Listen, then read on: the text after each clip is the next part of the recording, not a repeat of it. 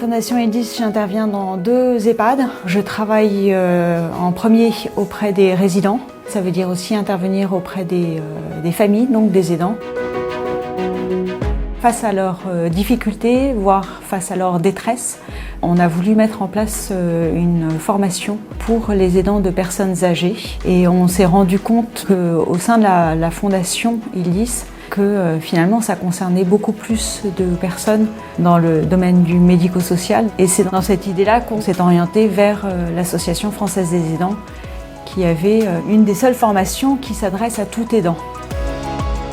La formation des aidants, elle est née en fait de remontées terrain surtout, à la fois de la part des aidants et des structures. Les aidants recherchaient en fait des solutions, ils souhaitaient un accompagnement et les structures étaient aussi en recherche de trouver une solution pour pouvoir accompagner et répondre à ce besoin. Du coup, l'association a créé cette formation avec son expertise sur la question des aidants pour pouvoir proposer une solution clé en main aux structures, les accompagner pour pouvoir mettre en place cette réponse aux aidants. C'est une grande richesse de pouvoir mettre un peu la maladie de côté et vraiment s'adresser à l'aidant pour réfléchir à c'est quoi être un aidant et du coup qui va amener d'autres questions par la suite. Qu'est-ce que je fais en tant qu'aidant? Pourquoi est-ce que je suis dans ce rôle-là? Quelles sont mes limites en tant qu'aidant? La place des professionnels, qu'est-ce que j'ai comme relation avec mon conjoint? Pour mon enfant, la même chose, pour mon père.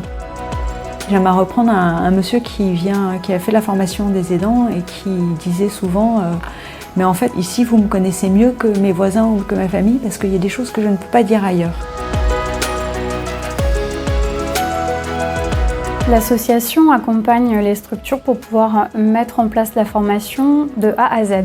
On accompagne les structures à la fois sur les aspects de méthodologie, de mise en place, on les forme à pouvoir mettre en place la formation des aidants et on leur apporte également un soutien financier. Ça a été un partenariat qui s'est mis très très vite en place, qui a cette souplesse dans ce que propose la formation des aidants, dans la mesure où les grandes lignes sont dessinées par l'association et après la liberté de pouvoir l'aborder comme on peut et comme on veut. Toutes les structures qui accompagnent un public d'aidants peuvent en fait mettre en place ce dispositif.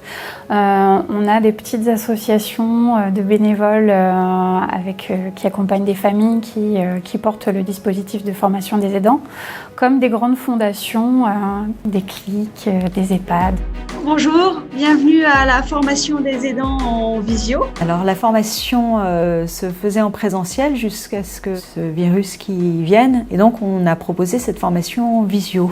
La visio, ça a amené les aidants qui habitaient plus loin et qui ne seraient pas venus si ils avaient dû faire ce trajet-là. La formation des aidants, aujourd'hui, c'est plus de 350 sessions de formation des aidants qui ont été portées par 144 structures partout en France. Maintenant, on est présent sur 70 départements en France. Et donc, les structures font partie d'un véritable réseau national qui accompagne les aidants.